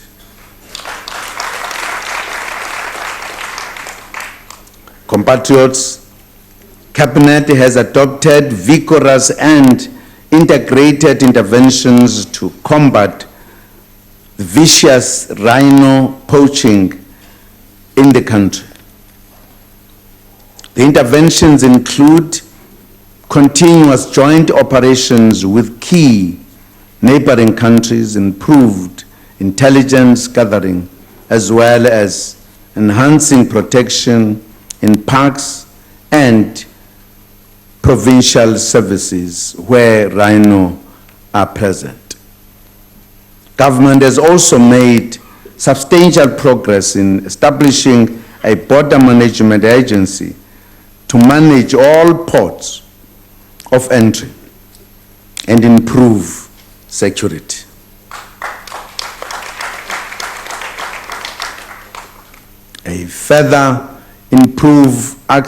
To further improve access to identity documents, citizens will from this year be able to apply for the new Smart ID card at their local bank due to partnership between the Department of Home Affairs and some banks in the country.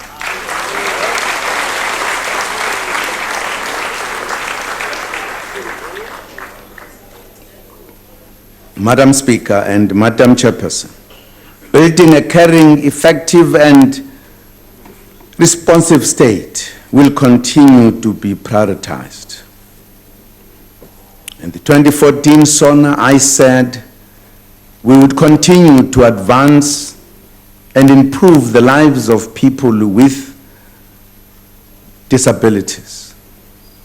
In December last year, Cabinet released the draft National Disability Rights Policy for public comment. Compatriots, local government is everybody's business. We have to make it work.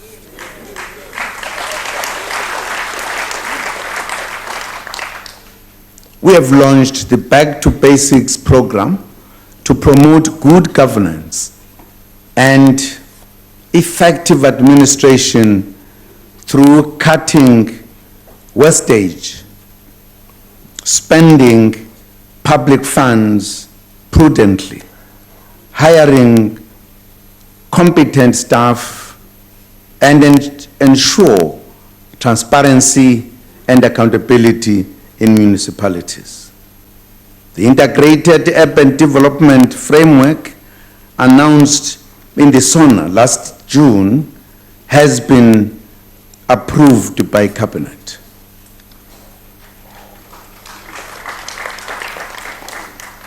Fellow South Africans, to contribute to building a better Africa, South Africa continued to support peace and security and regional economic integration in the continent.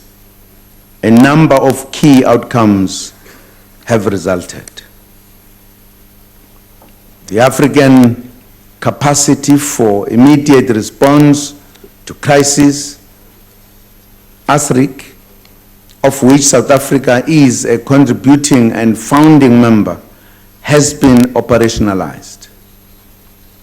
The South African National Defence Force and SA Police Service continued to participate diligently in the conflict prevention and peacekeeping in the continent.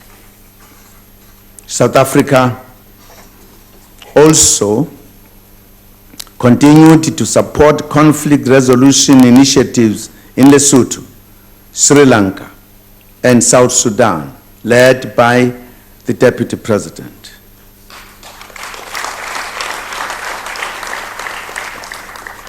Economic cooperation with our BRICS partners was strengthened when the first two intergovernmental agreements were concluded on the occasion of the 6th BRICS Summit. This was the government on the new development bank and the treaty establishing a contingent reserve arrangement. Madam Speaker and Madam Chairperson, countries of the developed North remain important strategic partners for South Africa, through which the country is able to advance its national and foreign policy. We have a valuable partnership with the European Union in, amongst others, the Infrastructure Investment Program for South Africa, valued at approximately 1.5 billion rand. The renewal of the African Growth and Opportunity Act beyond September 2015 and a pledge to support African-led peace initiatives in the continent are among the significant outcomes of the United States Africa Leadership Summit held in the US last year. Compatriots, at a multilateral level, 2015 marks the 70th anniversary of the United Nations, which brings into sharp focus the need to transform the UN Security Council and the other international institutions. Compatriots, national liberation heroes Moses Kotane and J.B. Marx will be buried in South Africa in March.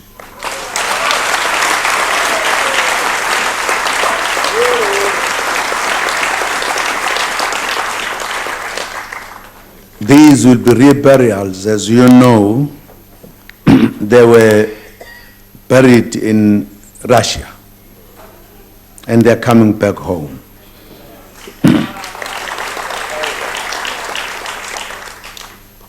We thank the government and people of the Russia Federation for looking after the remains of our heroes with dignity for so many years.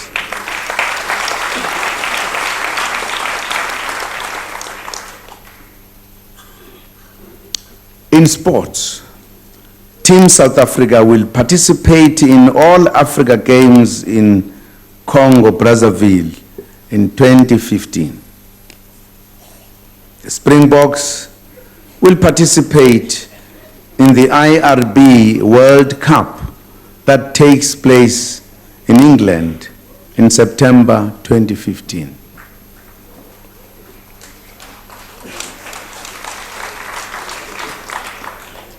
The Proteas are in Australia and New Zealand to participate in the International Cricket Council Cricket World Cup. All South Africans must, as usual, rally behind the national teams.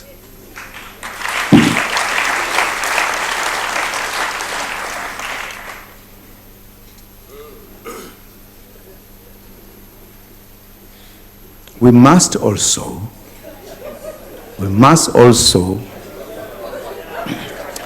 appreciate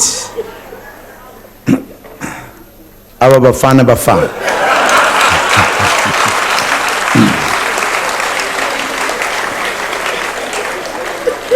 I think you'll agree with me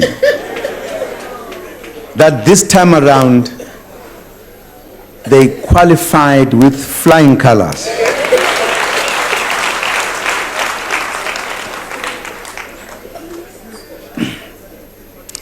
They were in the group which is called the group of death.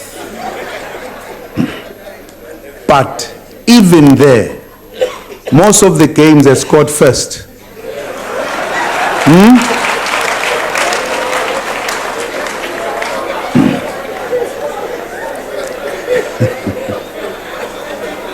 We must give them support. Absolutely. They made us proud.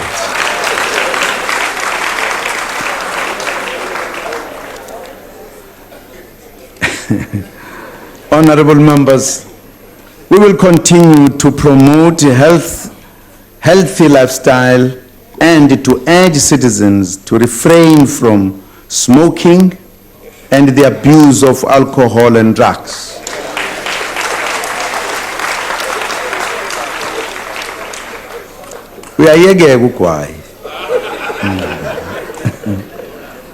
In this regard, on the 10th of May, we will mark the move for Health Day, and international event promoted by the World Health Organization. The day also coincides with the anniversary of the inauguration of President Mandela.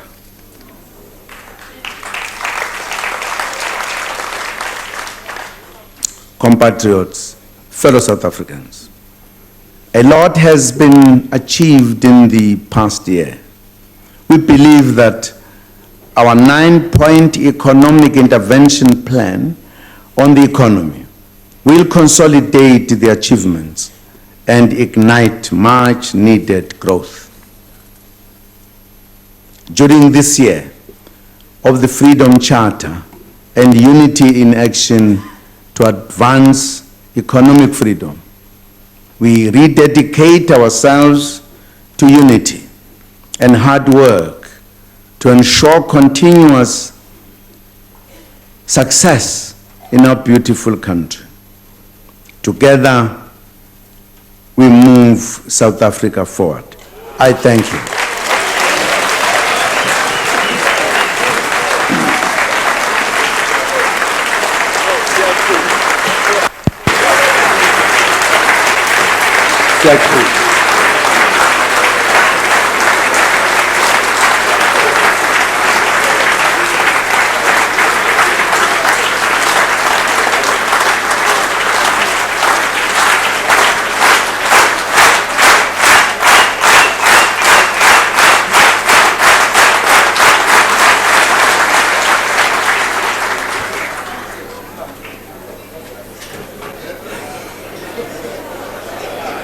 Honorable members, order. Members, we take this opportunity to thank the President for the patience and for delivering on the State of the Nation address. I also want to take this opportunity to make this following announcement. It is that after I have adjourned the joint sitting, members and guests should please remain seated at their places until the procession has left the chamber. The guests in the gallery should remain seated until they are guided by the ushers to the doors that will have been opened. The Sergeant at Arms will lead the procession, followed by the usher, in this following order: the Speaker of the National Assembly, the Chairperson of the National Council of Provinces, the President, the Deputy Speaker of the National Assembly, the Deputy Chairperson of the National Council of Provinces, the Deputy President, the Secretary to Parliament. Honorable members, this concludes the business of the day, and this joint sitting is adjourned.